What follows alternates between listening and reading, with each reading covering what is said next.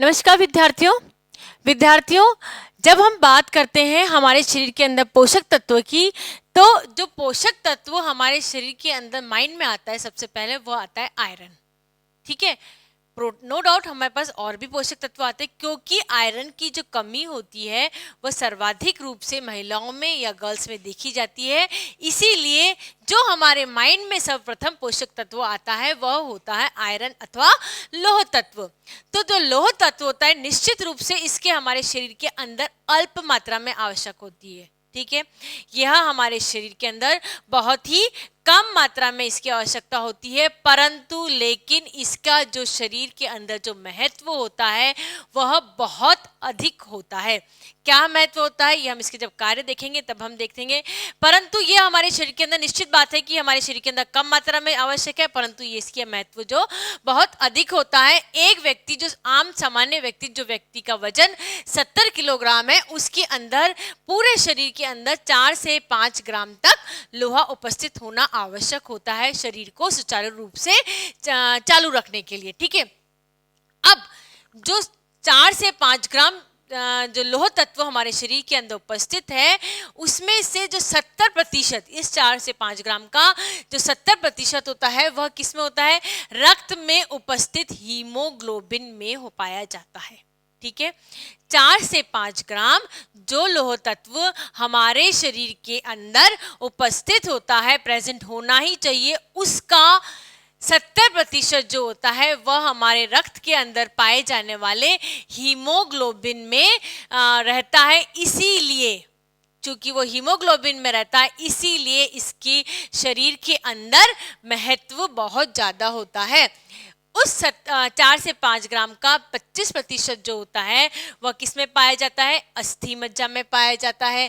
4% जो होता है मायोग्लोबिन में पाया जाता है। मायोग्लोबिन का तात्पर्य हम लेंगे मांसपेशियों से। ठीक है, और 1% जो होता है वह किस में पाया जाता है? प्लाज्मा में पाया जाता है। इस तरीके से जो हमारे शरीर के अंदर लोह तत्व का वितरण होता है। ठीक है, यानी आप देखिए हीमोग्लोबिन और प्लाज्मा ये ब्लड से रिलेटेड है, यानी हमारे शरीर के अंदर यदि किसी प्रकार के कारण से लोह तत्व की कमी हो जाती है, आयरन की कमी हो जाती है, तो ये जो आयरन होता है यह शरीर के किस भाग को सबसे ज्यादा इफेक्ट करता है? ब्लड को।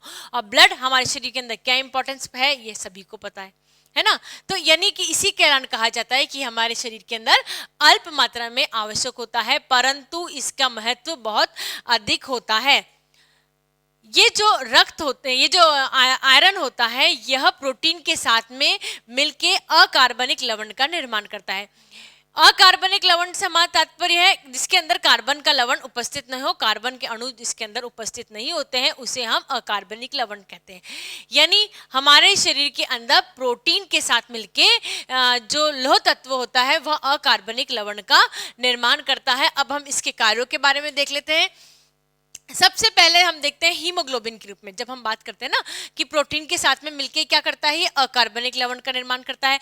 तो हिम प्लस ग्लोबिन, ठीक है, प्रोटीन प्लस लोहा मिलके क्या बनाते हैं? हीमोग्लोबिन का निर्माण करते हैं। हिम प्लस ग्लोबिन, ग्लोबिन क्या है? प्रोटीन है। हमने अभी बताया अकार्बनिक लवण का निर्माण करते हैं, तो किसका निर्माण कर रहे हैं? यह हीमोग्लोबिन का निर्माण करते हैं। और एक आम व्यक्ति में, एक सामान्य व्यक्ति के अंदर 14 से 16 ग्राम तक हीमोग्लोबिन लेवल मेंटेन रहना चाहिए प्रति 100 ml में। प्रति 100 ml यदि रक्त लिया जाए तो उस रक्त के अंदर ये 14 से 16 ग्राम तक हीमोग्लोबिन नॉर्मल होना चाहिए। परंतु बड़ी ही दुखद स्थिति हमारे हिंदुस्तान में ये है कि जो महिलाएं होती हैं, even after pregnancy, even after lactating women तक की हालत ये रहती है कि उनमें जो हीमोग्लोबिन लेवल रहता है वह 10 से कम रहता है। इसीलिए शिशु मृत्यु दर बहुत अधिक रहती है, इसीलिए जो महिलाओं में कमजोरी ज़्यादा रहती है। बच्चों, जब हम गर्ल्स और महिलाओं की बात करते हैं तो गर्ल्स और महिलाओं में हीमोग्लोबिन लेवल की ज़्यादा आवश्यकता होती है। हर महीने मेंस्ट्रुएशन साइकिल के कारण से ब्लड का जो शरीर के अंदर लॉस होता है, ब्लड लॉस का मतलब होता है क्या? हीमोग्लोबिन का लेवल का लॉस होना। ठीक है, इसी कारण से जो कमजोरी आना, जो थकान आना, जो चक्कर आना वो महसूस होने लग जाते हैं। इसी तरीके से जब लेडी प्रेग्नेंट होती है तब उसके शरीर से एक शरीर का निर्माण हो रहा होता है। है ना, शरीर के अंदर ही शरीर का निर्माण होता है। तो उसके शरीर से यदि अच्छी तरीके से डाइट नहीं ली जाएगी तो उसके शरीर के अंदर से कैल्शियम और आयरन जो शिशु के निर्माण के लिए आवश्यक होता है वो निकाल लिया जाता है, या शिशु में किसी तरह की प्रॉब्लम आती है। तो हीमोग्लोबिन को मेंटेन रखने के लिए किस चीज को लेना आवश्यक होता है? आयरन जो होता है वह आवश्यक होता है। इसीलिए हम या डॉक्टर्स जो होते हैं वो ज़्यादा ध्यान देते हैं कि जब लेडी प्रेग्नेंट होती है या लैक्टेटिंग वुमेन होती है तब आयरन की गोलियां की दी जाती है। आयरन की गोलियां ना खाएं, उसकी अपेक्षा यह ज़्यादा है कि आप इस तरह के चीज़ें खाएं जिसके अंदर की आयरन है, ताकि आपके बॉडी में जो आयरन की नेचुरल स्टेबिलिटी है वह मेंटेन रहे। ठीक है, कोशिश ये करें कि आपके जो भोज्य पदार्थ होता है उन भोजन में डेली में इस तरह की चीज़ों को सम्मिलित कीजिए जिससे कि आपका हीमोग्लोबिन लेवल है वह मेंटेन रहे। यह हीमोग्लोबिन लेवल अब हमारे शरीर में क्या काम करता है? हम बार बार बोल रहे हैं हीमोग्लोबिन लेवल बहुत मेंटेन रहना चाहिए, 14 से 16 रहना चाहिए, अति आवश्यक होता है। ये इसलिए होना चाहिए बच्चों क्योंकि हीमोग्लोबिन जो होता है वह हमारे शरीर के अंदर ऑक्सीजन के साथ में रिएक्ट करता है। ठीक है, हीमोग्लोबिन हमारे शरीर के अंदर ऑक्सीजन के साथ में रिएक्ट करता है और ये क्या बनाता है? ऑक्सी हीमोग्लोबिन का निर्माण करता है। अब ये जो ऑक्सी हीमोग्लोबिन होता है यह शरीर में ऑक्सीजन की सप्लाई हृदय से विभिन्न अंगों तक करता है, या आप कह सकते हैं फेफड़ों से जो हमारे शरीर के अंदर ऑक्सीजन ली जाती है वह ऑक्सीजन की जो सप्लाई की जाती है विभिन्न अंगों तक, ताकि विभिन्न अंग सुचारू रूप से कार्यरत कर सके, वह किसके द्वारा होती है? Oxy haemoglobin. Haemoglobin plus oxygen, oxygen क्या बनाता है? Oxy haemoglobin. यानी आप ये देखिए हीमोग्लोबिन बनाने के लिए किस चीज का निर्माण की आवश्यकता होती है? हिम प्लस ग्लोबिन, प्रोटीन की यहाँ पे भी आवश्यकता है। ठीक है, तो हमने देखा कि हीमोग्लोबिन ऑक्सीजन के साथ मिलके ऑक्सी हीमोग्लोबिन का निर्माण करता है जो कि ऑक्सीजन को विभिन्न अंगों तक सप्लाई करती है। अब यही हीमोग्लोबिन शरीर के विभिन्न अंगों में उपस्थित कार्बन डाइऑक्साइड से रिएक्ट करता है। ऑक्सीजन सप्लाई कर दी है ना, अब यही किससे रिएक्ट करेगा? कार्बन डाइऑक्साइड से रिएक्ट करेगा और किसका निर्माण करेगा? कार्बो ऑक्सी हीमोग्लोबिन। किसका निर्माण कर रहा है? कार्बो ऑक्सी हीमोग्लोबिन का निर्माण कर रहा है। यह कार्बो ऑक्सी हीमोग्लोबिन शरीर के विभिन्न अंगों से हृदय तक, लंग्स तक पहुंचाई जाती है।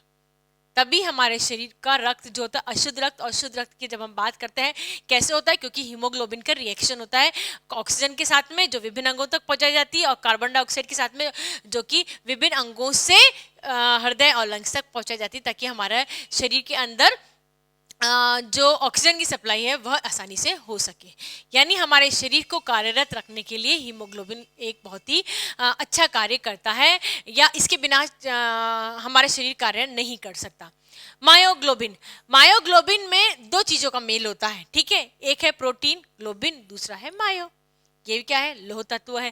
यह जो मायोग्लोबिन है, यह मायोग्लोबिन मांसपेशियों के ऑक्सीकरण में और अवकरण, मांसपेशियों की जो अवकरण क्रियाएं होती है उसके अंदर मदद करता है। मांसपेशियों की ऑक्सीकरण क्रियाएं और अवकरण क्रियाओं के कारण से ही आपकी जो मूवमेंट होता है वह हो पाता है। आप एक जगह से दूसरी जगह जा सकते हैं, आप हाथ हिला सकते हैं, आप पाँव हिला सकते हैं, आप दौड़ सकते हैं, आप चल सकते हैं, यहाँ तक कि आपके जो शरीर के अंदर के अंग हैं उसका जो मूवमेंट होता है, जैसे हम बात करते हैं आंतों का जो क्रमांकुंचन गति होती है, उस गति को किस कारण से होता है? मायोग्लोबिन के कारण से होता है। और ये मायोग्लोबिन किसके कारण से होता है? आयरन के कारण से होता है। शरीर के अंदर एंजाइम्स के निर्माण में जितने भी हमारे शरीर के अंदर पॉजिटिव या नेगेटिव एंजाइम्स हैं, वह एंजाइम्स के निर्माण में आपका जो लोह तत्व है वह इम्पॉर्टेंट रोल प्ले करता है, क्योंकि आपके शरीर के अंदर जितना भी हीमोग्लोबिन है उसका 70% किसका बना होता है? लोह तत्व का बना होता है। इसीलिए शरीर के अंदर जितने भी एंजाइम्स का निर्माण होता है उस एंजाइम्स के निर्माण के लिए किसकी आवश्यकता होती है? आयरन की आवश्यकता होती है। प्रतिरक्षी कोशिकाओं जो हमारे शरीर की रक्षा करती है, ऐसी कोशिकाएं जो हमारे शरीर की रक्षा करती है, उन कोशिकाओं के निर्माण हेतु भी हमें किस चीज की आवश्यकता होती है? आयरन की आवश्यकता होती है। ट्रांसफेरिन के निर्माण जो कि ट्रांसफेरेंस प्लाज्मा में लोहा उपस्थित होता है, इस कारण से ट्रांसफेरेंस के जो निर्माण कार्य में भी हमें आयरन की आवश्यकता होती है। यानी आयरन आपको बहुत सारी चीज़ों के लिए आवश्यक होता है। क्या आयरन हम आसानी से प्राप्त कर सकते हैं? क्या इसकी प्राप्ति के साधन है? इसके बारे में हम देख लेते हैं। दो तरीके से हम देखेंगे, एक होगा नॉन वेजिटेरियन तरीके से, एक होगा वेजिटेरियन तरीके से। जब हम नॉन वेजिटेरियन तरीके की बात करते हैं तो एनिमल्स के जो यकृत है, मांस है, मछली है और जो अंडे की जो जर्दी होती है उसके अंदर सर्वाधिक रूप से आयरन उपस्थित होते हैं। ठीक है, क्योंकि हीमोग्लोबिन का निर्माण जब हम बात करते हैं अस्थि मज्जा की, तो 25% किस में पाया जाता है? अस्थि मज्जा में पाया जाता है। इसी कारण से यकृत की बात करेंगे, यकृत में सर्वाधिक रूप से आयरन उपस्थित होता है। इसके अलावा जब हम वेजिटेरियन की बात करते हैं तो हरी पत्तेदार सब्जियां जो होती हैं, गुड़ होता है, रागी है, तिल है, बथुआ है, पुदीना आदि में आप अगर आपके भोजन की थाली में सम्मिलित करेंगे तो आपको आयरन की कमी कभी भी नहीं महसूस होगी। जितनी भी हरी पत्तेदार सब्जियां होती हैं जैसे कि मेथी है, पालक है, आप नहीं भाती आपको बच्चों तो आप उसकी वैरायटी बना के देख लीजिए। मेथी अगर आप नहीं खा सकते तो मेथी के पराठे बना लीजिए। मेथी नहीं खा सकते हैं आप तो मेथी को पकौड़ी में डाल के खा सकते हैं। पकौड़ी जो आपके कटलेट्स बना सकते हैं। यानी आप वैरायटी ऑफ फूड का आप निर्माण कर सकते हैं ताकि आपके जो डाइट है उसके अंदर हरी पत्तेदार सब्जियों को सम्मिलित किया जा सके। नहीं आप कुछ ना कर सकें तो कुछ अमाउंट में, थोड़ा सा अमाउंट में गुड़, ठीक है बच्चों, यदि आप गुड़ ले रहे हैं तब आप आपका जो आयरन की कमी है उसको दूर कर सकते हैं। थोड़ा अमाउंट में गुड़ आपकी भोजन की थाली में अवश्य रखिए तो आपको कभी भी हीमोग्लोबिन की जो कमी होती है वह कमी नहीं होगी। ठीक है, हमारी जो खान पान की आदतें हैं वह हमें इस तरीके से रखनी है कि हमें गोलियों के ऊपर डिपेंडेंट नहीं रहना पड़े, मेडिसिन्स के ऊपर डिपेंडेंट नहीं रहना पड़े। हमारी जो क्षमता है, हमारे रोगों से लड़ने की जो क्षमता है वह इंक्रीज हो सके। और इस इंक्रीज करने के लिए हमें केवल भोजन पे ही ध्यान देना चाहिए। और आयरन जो है वह हरी पत्तेदार सब्जियों में सर्वाधिक रूप से प्राप्त हो सकता है। और इस आयरन को आप आसानी से क्योंकि हम हिंदुस्तान की बात करते हैं, हिंदुस्तान में जो महिलाएं यदि डॉक्टर के पास जाएं और अगर वो उसका हीमोग्लोबिन लेवल 12 भी है तो डॉक्टर ये कहेगा कि आपका हीमोग्लोबिन लेवल बहुत बढ़िया है। यानी आप देखिए हमारा हीमोग्लोबिन लेवल कितना होना चाहिए? 14 से 16 होना चाहिए, पर फिर भी हम 12 को बहुत बेहतरीन मान रहे हैं। क्यों? क्योंकि हमारे जो हीमोग्लोबिन लेवल है वह सामान्यतः कम पाया जाता है। हमारा जो लोहा है, जो लोह तत्व होता है हमारा शरीर के अंदर, पोषक तत्व, उसकी सदैव कमी पाई जाती है महिलाओं में। इस कमी को हम भोजन के द्वारा आसानी से दूर भी कर सकते हैं।